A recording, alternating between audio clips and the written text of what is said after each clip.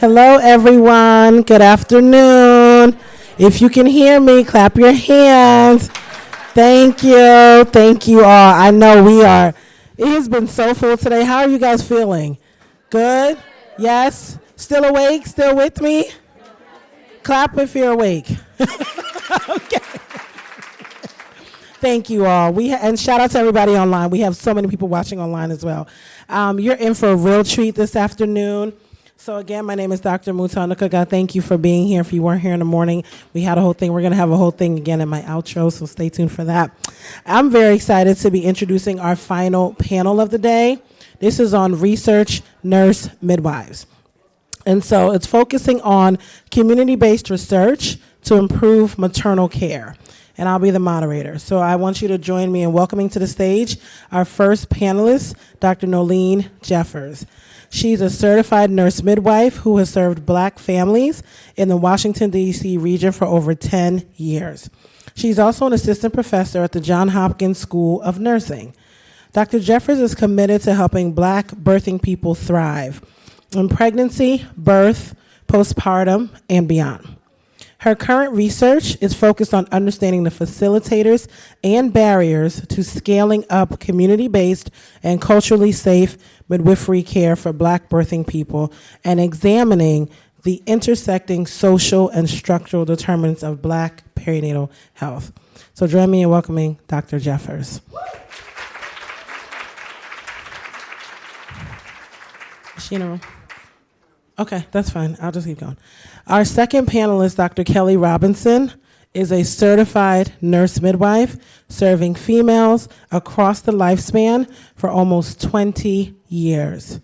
Her practice has included full scope midwifery, care in various settings, including birthing centers, and she has extensive experience in maternal newborn care, under both normal and high-risk conditions. She is passionate about improving health outcomes for birthing people who are marginalized globally. Dr. Kelly Robinson, join me. I think the speakers are still out. All right, I'm just going to keep going, and then they'll join me. I'm just going to keep, I can do this all day. And our third panelist, Dr. Favorite, thank you, Favorite. Favorite's here. Dr. Favorite Iradukunda is an assistant professor at the Elaine Marib College of Nursing at the University of Massachusetts Amherst. Her research focuses on cross-cultural and African, Dr. Jeffers here and Dr. Robinson here, you guys are good. Her research focuses on cross-cultural and African diasporic health and reproductive justice.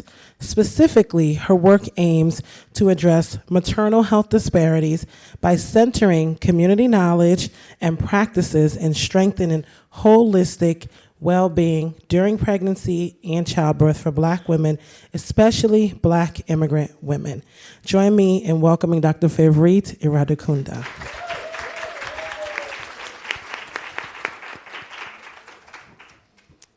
Right. Oh, you look so pretty. All right. So we're going to be taking questions from the audience as well. Remember, audience here and our virtual audience. I'm going to start off with our first question, and this is for all of you. Please share with the audience your current research and how that lends to improving the outcomes for Black birthing people. Thanks. I'll start. So good afternoon, everyone. My current research focuses on understanding structural social determinants of Black perinatal health, and I do that in a few different ways. I do both quantitative and qualitative research. My quantitative research really focuses on trying to understand relationships between structural dynamics, like measures of structural racism, including racial residential segregation, economic polarization, incarceration, racial inequality, and trying to link those to perinatal health outcomes for Black birthing people. I also do a lot of qualitative research. I focus on trying to understand, again, how structural factors impact Black perinatal health. So for example, a recent study that I worked on, we talked with Black women in DC who are experiencing homelessness, really trying to understand what impacts does homelessness have on pregnancy health experiences, pregnancy outcomes. How does interfacing with the housing and homelessness systems either improve perinatal care, or it can be a barrier to perinatal care? So I think the key here is that Black people, we are not a monolith, and we need to understand across the spectrum, across a variety of experiences, how are Black birthing people experiencing pregnancy. And so that's a little bit about my research. Thank you. Dr. Robinson? Dr. Jeffers and I have very similar research interests. My most recent work looked at the relationship between housing instability as a social determinant of health or structural determinant of health and pregnancy morbidity. We heard a little bit earlier about, we've been hearing all day actually about maternal mortality, but as Mama Jenny mentioned earlier, we don't hear a lot about the morbidities and how they lead to those mortalities and how we can be more preventive in our care and support. So that was my focus. I looked at specifically gestational diabetes and hypertension through a multi-method study. And that's where I started, and I'll talk more about where I'm going a little later. So one aspect of my research looks at preserving protective community practices and cultural practices, and using those to improve maternal health. And another aspect looks at addressing racial, culture, and language bias, especially in nursing education, but also in continuous training for nurses, again, to improve maternal health outcomes. So great. I'll just talk a little bit. Somebody put a note here. Dr. Ayo, please share your research as well. We have currently 2 studies where we're working in the maternal health space. One of them is focused on teaming. So we're working with providers, nurses, midwives, and doulas to figure out ways to address the maternal health crisis from the perspective of lived experience. And I think some of my team is here today. My co-principal investigator, Christina Gable, is here, and I think some of our research assistants are here.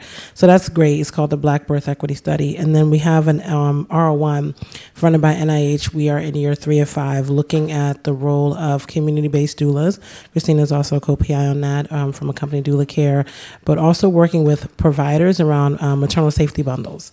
And the maternal safety bundles piece, I think, is particularly salient because it looks at a set of interventions that when you do them the same way each time, you can really save lives. So we're focused on maternal hemorrhage, hypertension, and racial disparities, and we're working with nurses in that space.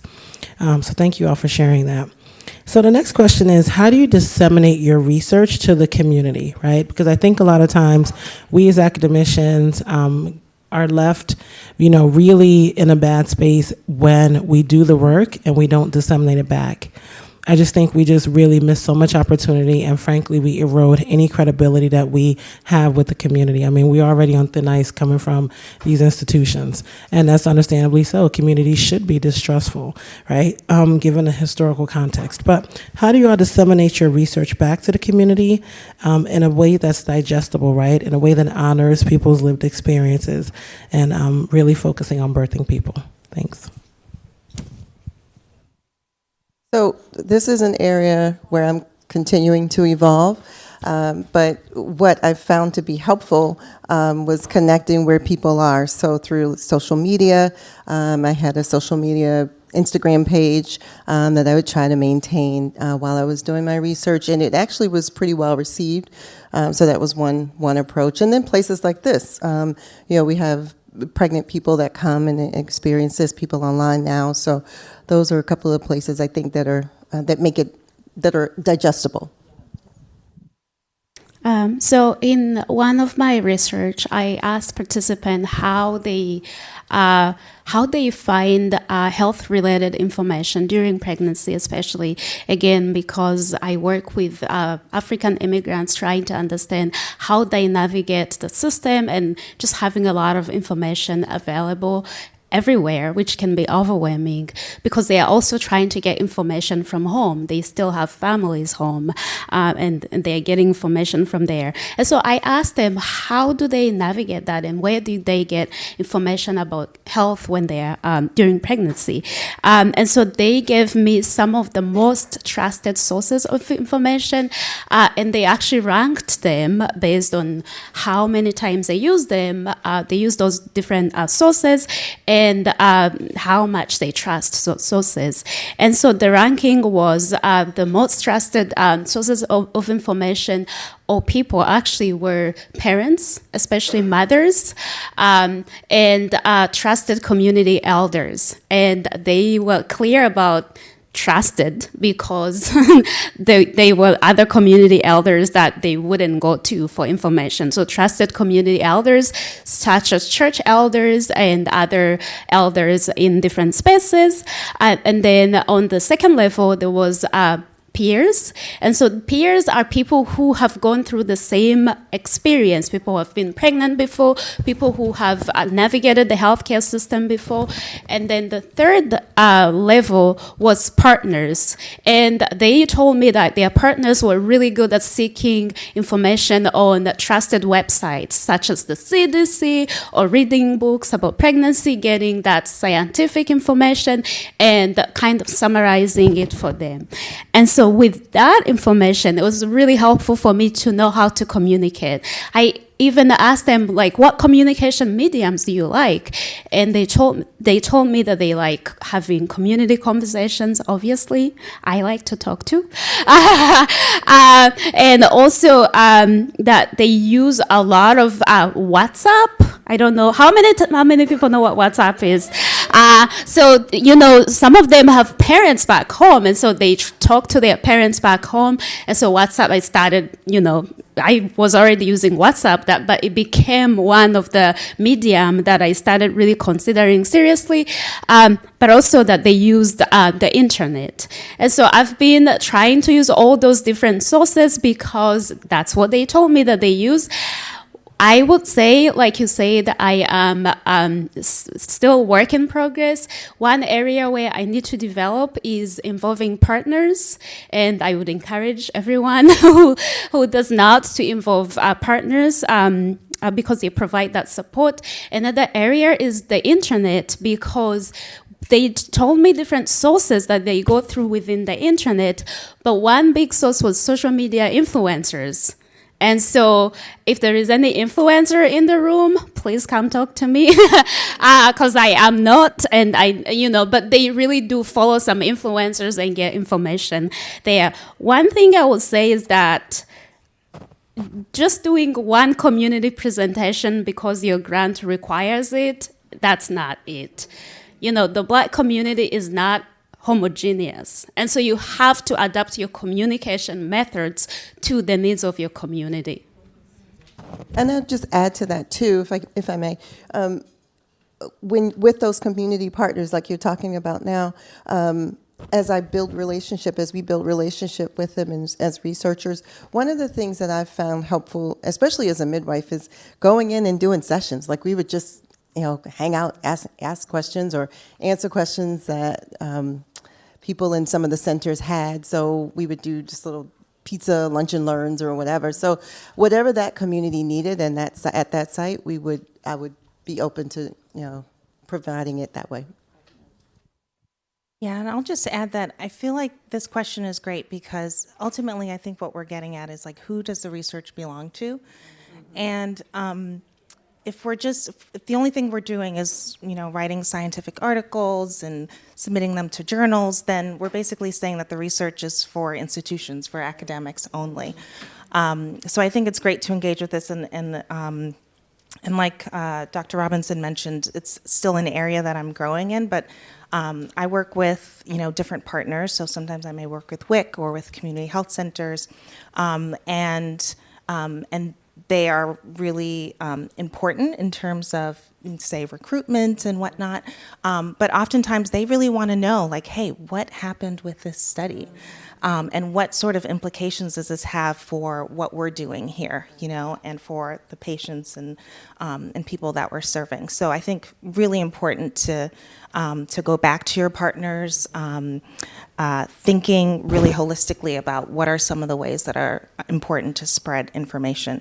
I also find that a lot of participants really want to know what's happening with the study. What are the results? They'll say, hey, don't forget to reach back out to me.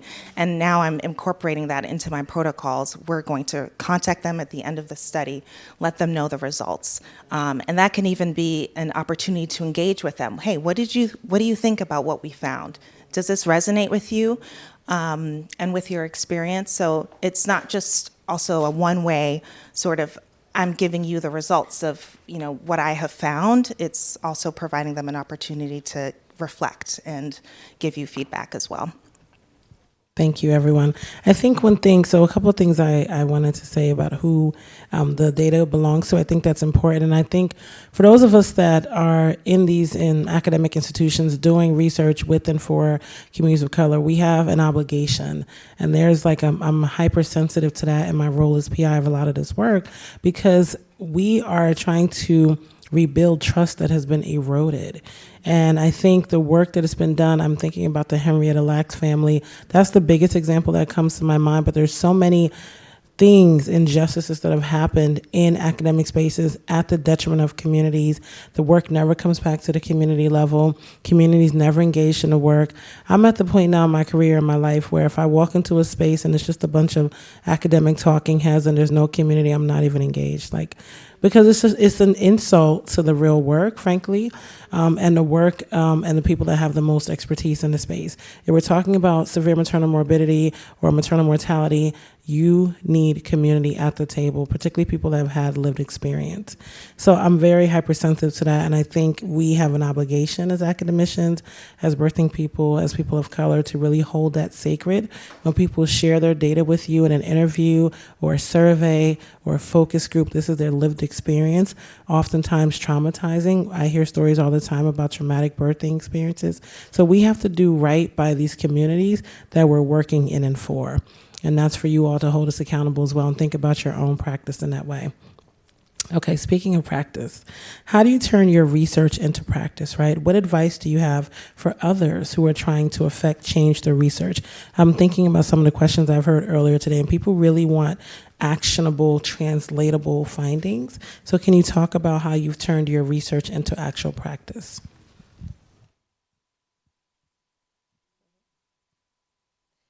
So it hasn't actually turned into practice yet, but it's on the horizon. So one of the things, with the qualitative interviews, one of the questions that evolved from the interview guide was if you and I, the participant and I, were working together and we wanted to build a program in the community, what would you want to see, or what would you like to include? And so participants often talked about when it came to care in the clinic setting or with the provider, they wanted providers to listen to them. They didn't feel like they were heard, that time wasn't spent listening to them.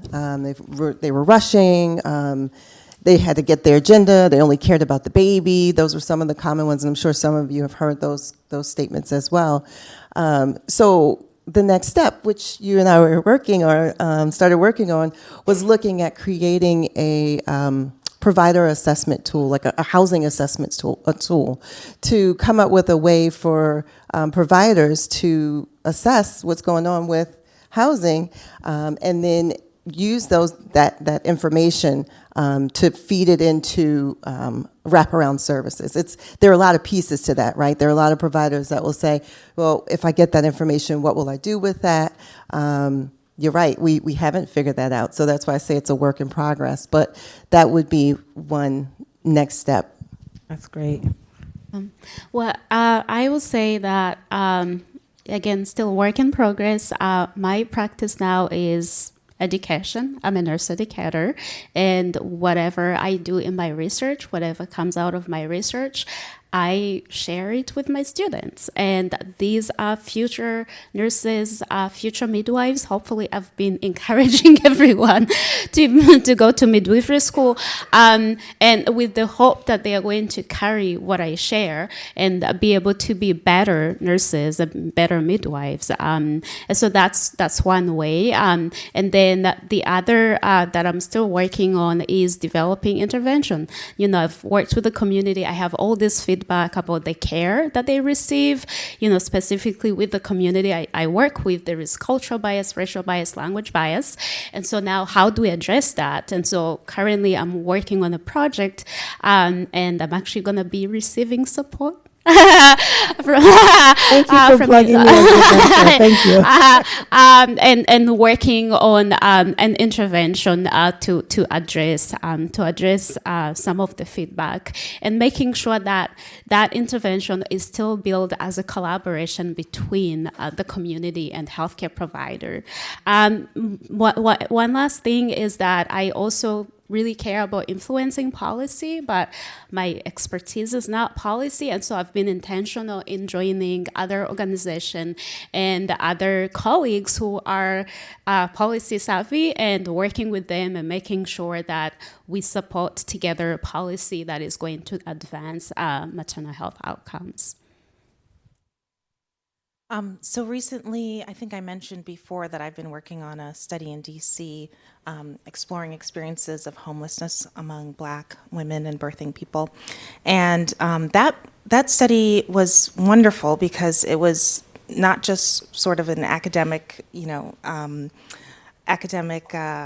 endeavor. It was a partnership between academia, government, and community.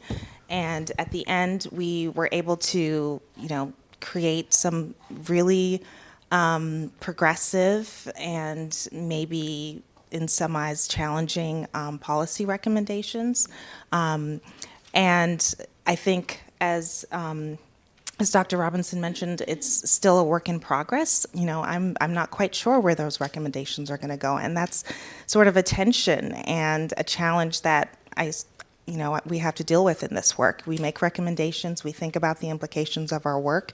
It's written, you submit it to, the Department of Health, and you hope that they act on the recommendations. So definitely think that there's a tension there inherent in research, because many times it doesn't end up in actionable changes. That's right. I just wanted to pull out what you all are saying about the sometimes it doesn't go anywhere part of it. And, my team here will tell you that we get a lot of requests for partnership at the Center for Black Maternal Health. We want to work with you. We're so excited. Oh, my gosh. The first question that I use as a screening question is, where's this going? Like, where's this going? Like, what's the bottom line? What's the impact? What's the potential? That's like a sniff test. And if it doesn't feel right, we kind of put them on the shelf. Oh, thanks so much for being in touch, right? Because for us to be able to do the equitable work that centers communities, again, I keep using the word obligation because that's how I feel. I feel like you have this tremendous opportunity, and that comes inherently with accountability, right?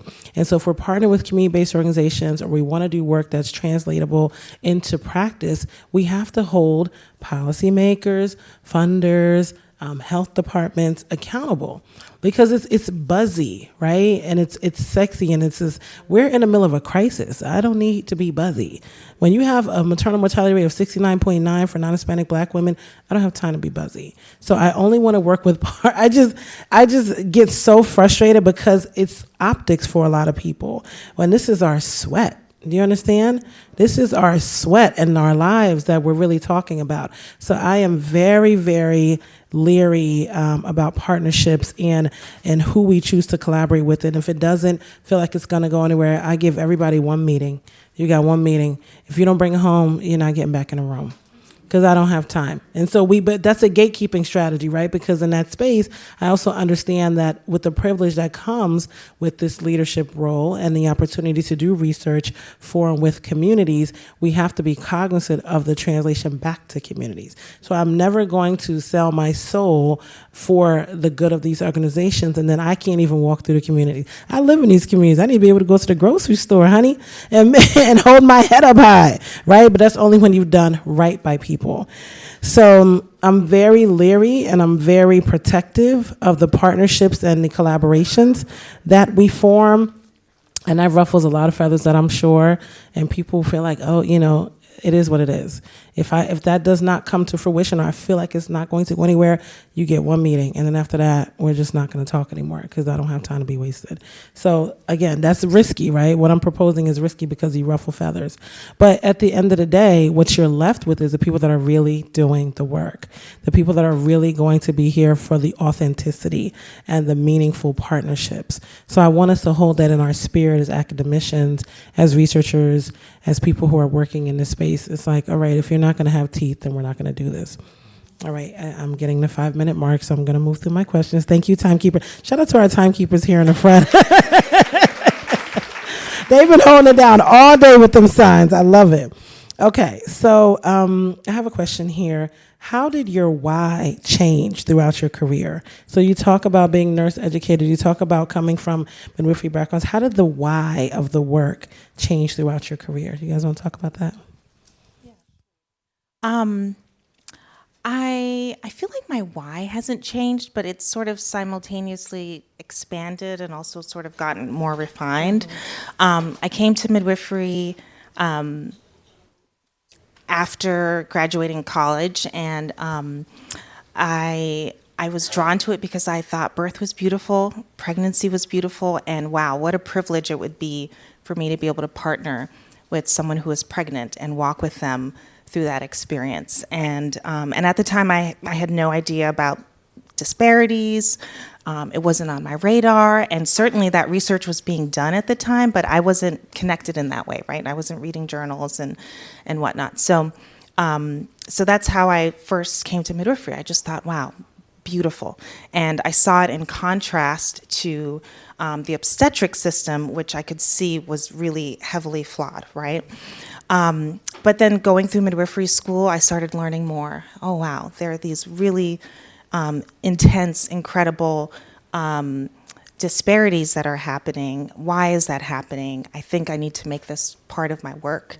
And so my first position out of midwifery school was at the Community of Hope Family Health and Birth Center in DC, and lived and worked in the community as a community midwife for several years. At a birth center, at a sort of dual birth center hospital practice, and left and continued my work at another federally qualified health centers, and have been there since 2014. But I then sort of started thinking, wow, I kind of want to do things a little bit differently. I see, 18 to 25-ish patients a day. Working in a FQHC is challenging, but wow, what kind of impact can I make on an even wider level? And so that's sort of how I started thinking maybe I want to go into research and going a little bit more upstream. Like when someone comes into the clinical room, I feel like that's just a moment in time, and what has transpired before they even walked through the door that I can potentially impact. So that's how my career has sort of evolved over time. So my why I've added to my why. My why started much like yours, where it was like, I just want to be in the space. I want to be there to support women and birthing people during that time. And as I progressed, I started realizing that the way that it was, that some people got care was different from other people. And so I started growing in that way. But then I had 3 girls, and then it changed again. And so it was like, okay, this work is for them and for their future. And so now I am at a season in my life where I get hot on a regular basis. Like, it's just crazy.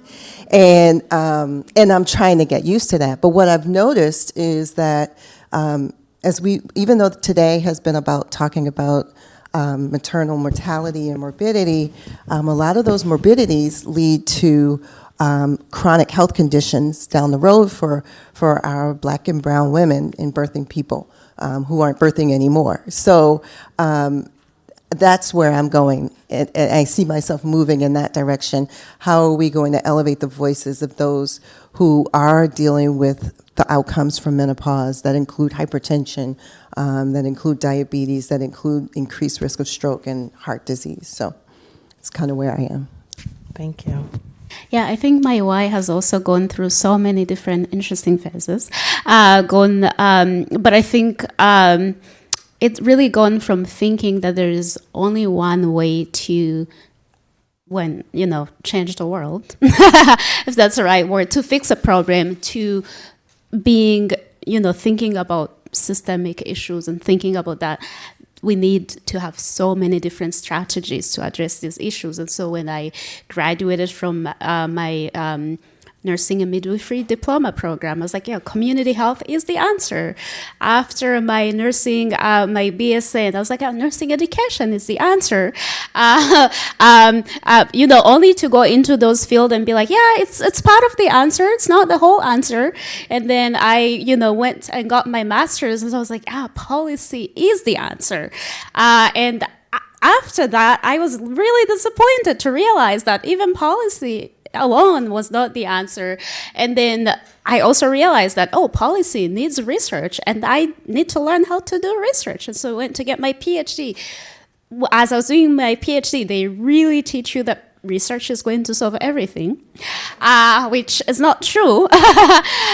In fact, research does sometimes create a lot of issues, to be honest. And so it's really evolved into thinking about, I'm trying to bring all these things together, and academia does not like it sometimes. They want you to be fixated on, three things at the same time. But, this is who I am. All those things I still care about, and they're part of my why. Thank you. Thank you so much. So I think we are going to move to questions from the audience. Do we have a couple questions for this wonderful panel? Anything? Yes. Dr. McLemore.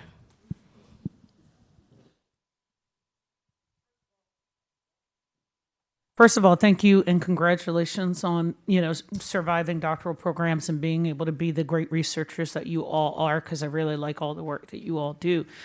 I have one comment and then one question. The comment is, I am hoping at some point as researchers, to all of your points, that at some point we all appreciate the fact that we want to become at some point the employer of choice to partner with community members, not just like being extractive and like taking things from folk, but like we have done our work so well that we want them to be members of our team, and we will fund them appropriately to be able to do so. Becoming the employer of choice for community members is like my new goal, because I just want to work with as many people as I can and do really great work. Can you reflect on your thoughts about what, like, the meta synthesis of all the different researchers? Like right now, there's a lot of like research going on in maternal health and like I'm struggling as a reproductive justice informed person to really sort of see what the collective strategy is, or what the sort of like synthesis is. Do y'all have thoughts about that?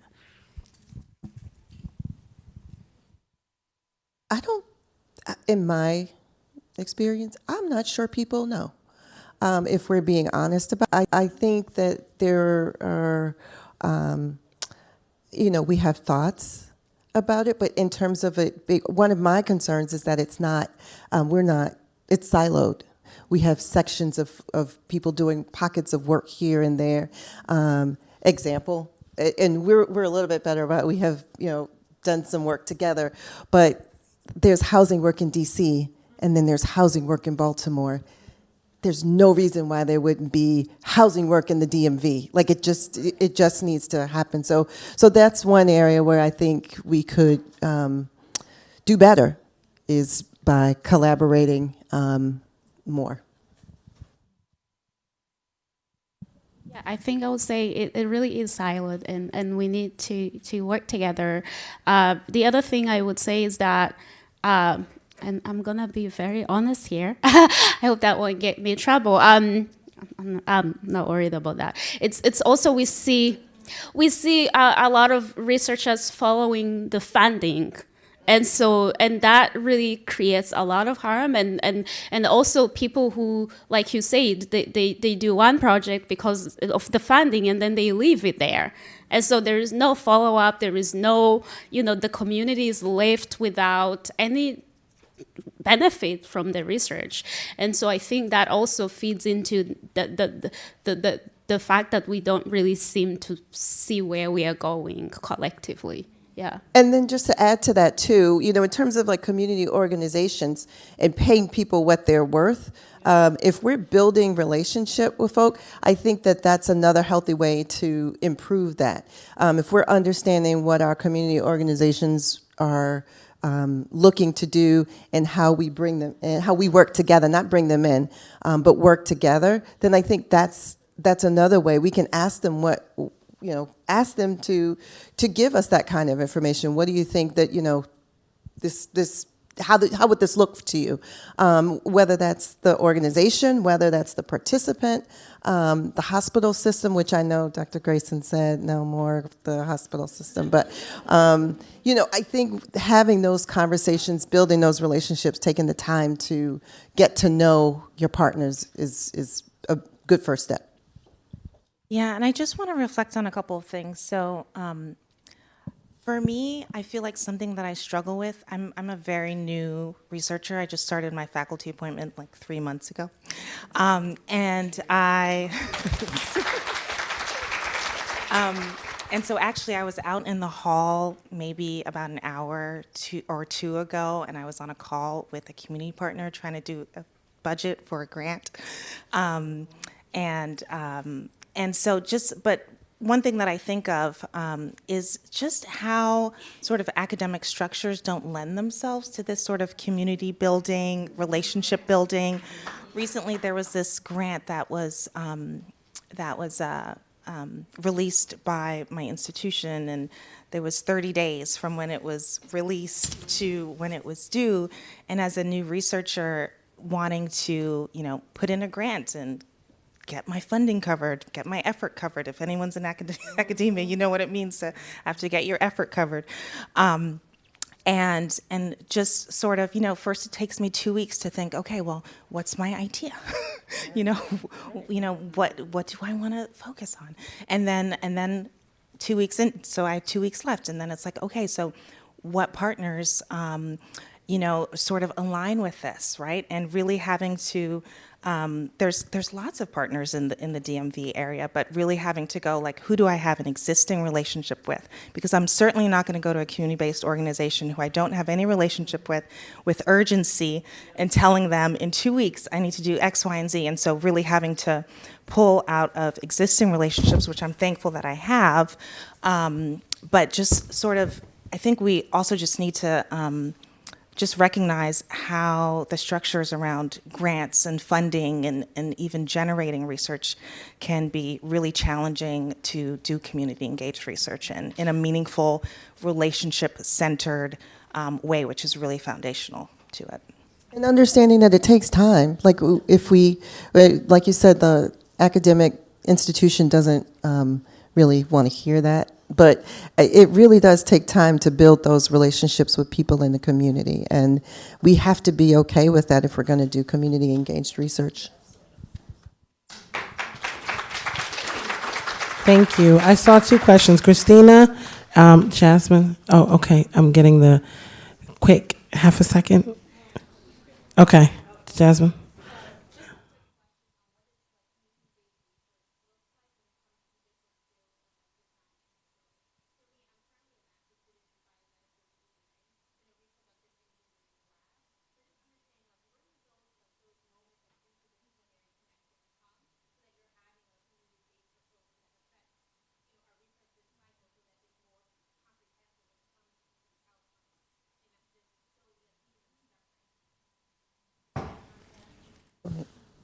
I mean, I think that's a big question for academia because some of those fields are built that way. And so, and oftentimes what some researchers do is that they collaborate then with people like us who are in the community, true collaboration though, to be able to make sure that what is happening in the lab is also in conversation with what is happening in the community. And so I think finding people on your campus who are in the community and finding ways to connect that, and to be honest, you may be pioneering that. I don't think it does exist in some places, but sometimes it just doesn't.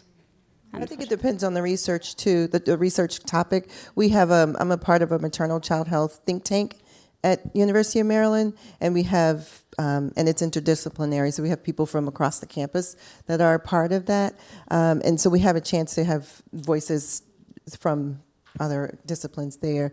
But much to what you said, that it depends on your question, and it might be based on where you are and what's going on there research-wise. We can talk. Yeah, Jasmine, I think it takes people like you being a bridge. Academia, seriously. And I say that for many reasons. One, you're a student, so we're always sympathetic to students. That's why the Mother Lab has 10,000 students in it right now. We have 35, but I'm just saying, we're sympathetic to students because you're bright and ambitious and you're energetic and you think next level. So I think use that in your favor. The other thing I'll say is that sometimes people haven't put those connections together, right? You're talking about CBPR as a biomedical engineer with the focus on reproductive engineering. And so that maybe has never been done. So you are the chosen one to make that liaison. I say that all the time. I'm like, we are the chosen ones, y'all. If you don't know, we are, and so are you. And so in that space, that's your opportunity to build these bridges and liaisons and serve as a conduit, right? And so just thinking critically about that, getting the support of a good mentor and a sponsor to kind of help you navigate that, right? Find funding and really bring the idea to life, but maybe it hasn't been thought about before, right? And that's really where academia has a huge blind spot. We work so siloed like robots. I'm like, can we talk? Can nursing, like Monica, you were saying, going across the street, come on, nursing and public health and medicine, let's all figure this thing out together, right? And so you may be the person to kind of move that work forward. Okay. Did you want to add to that? All right. I think we're done. All right. Thank you. So please join me in thanking all of our outstanding presentations. Thank you. Am I done? Thank you so much. Are we done? Okay. And then something else is happening. Oh, thank you, Chelsea. Thank you, panelists. Thank you. That was so great.